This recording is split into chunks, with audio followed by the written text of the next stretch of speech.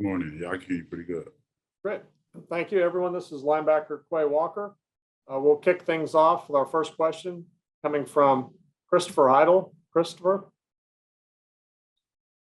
Hey, Clay, thanks for taking my question this morning. Congratulations making it to the big game this weekend on Monday. What do you guys got to do to control that Alabama offense? Because it seems like when against Cincinnati learned how to control them a little bit, but the experience helped them at the end. What do you guys got to do to make that not happen at the end of the game on Monday?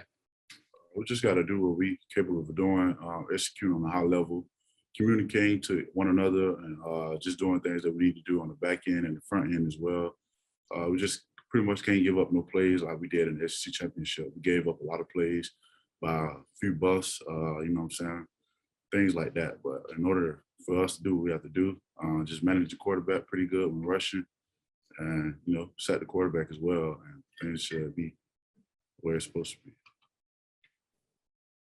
Next will be Michael Casagrande. Michael. What made it so difficult to get to Bryce Young in that first game? To be honest, I really can't say. It was just pretty much just the way we rushed. And we just we got really, really close a couple of times, but at the end of the day, you just gotta finish when getting close. So pretty much the main thing at that. Next, we'll hear from Connor Riley. Connor. Hey, Quay, I hope you're doing well. With this being Dan Lanning's last game at Georgia, what kind of impact do you think he's had on this program in the 4 years that he's been here? We pretty much enjoyed Coach Lanning. All of us have enjoyed Coach Lanning since he came in. I remember like yesterday, we just got on to the staff. The day he came in my house, it was actually during recruiting time. I think I want to say around late December, November, whatever, probably January or something like that. But he played a huge impact as well as all of our other coaches as well. We're gonna miss him. So hope that answers your question. All right, Chip Towers. Chip. Let me unmute here. Yeah, a little bit more on the pressure situation. Did you feel like it was? It looked like it watching the game that you guys. It wasn't for lack of trying. I mean, you guys put some of your pressure packages on and just didn't get there. How much of it was them thwarting what you were trying to do, and how much of it was sometimes it seemed like you guys dropped a lot of guys in coverage? I pretty much say pretty much it just fell back on us. I think we had everything dialed up pretty good, but sometimes it works, sometimes it don't. But more than likely, I think in that game it worked. But like I said earlier, like we just couldn't really get home. We was there or whatnot, but it may be a little smaller nib that we had to do to get better in order for us to do what we had to do to get a sack or to get him down, whatever the case may be. But that whole game, I think the game plan was pretty good for us and what we did by dropping the coverage and showing all types of things and stuff like that. But at the end of the day, he's a pretty smart guy. So you just got to play football. Right. Next will be Zachary Braziller. Zach.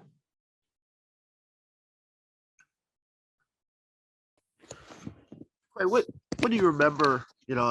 Obviously you weren't on the team then, but from the 2018 national championship game, did you watch it and what did you remember? And also, have you guys heard a lot about that at all now that there's a rematch? Only thing I remember watching, watched the whole game. It was a pretty good game. I know we came out with the lead at first. Things started to change later towards the game. But other than that, no, we haven't talked about that or even the past game or whatnot. Besides us talking about our mistake that we made in that game and things that we gave up. But other than that, no, nobody hasn't talked about that game. Next, we'll hear Anthony Dasher. Anthony. Hey, Quay. You hear and read a lot that schematically Georgia has to do this differently defensively. It's got to do that defensively. Is it really that simplistic, or is it just a matter again of just executing? No missed tackles, no bust, etc. Yeah, that's it. That's the only thing we have to do. Just worry about us, tackle well, rally to the ball, and communicate or whatnot, so we won't have these type of busts that we had in that past game. Something we have to do. We just play our game, and everything else should take care of itself and play out fine. Next will be Heather Dinich. Heather?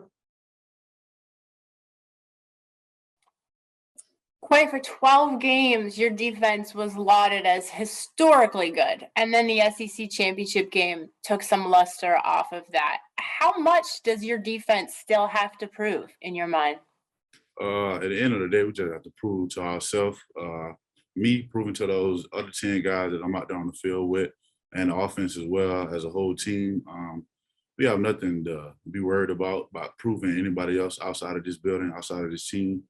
At the end of the day, we're the only ones that matter and what it comes down to. So other than that, our main focus is just need to be on worrying about us and how we can get better as a team and be able to do what we need to do in order for us to get a win on Monday.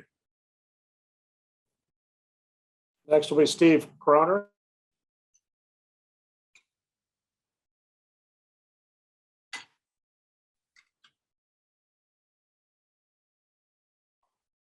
Working on a story on Brock Bowers, wondering how soon did you realize he was going to make as big an impact as he has?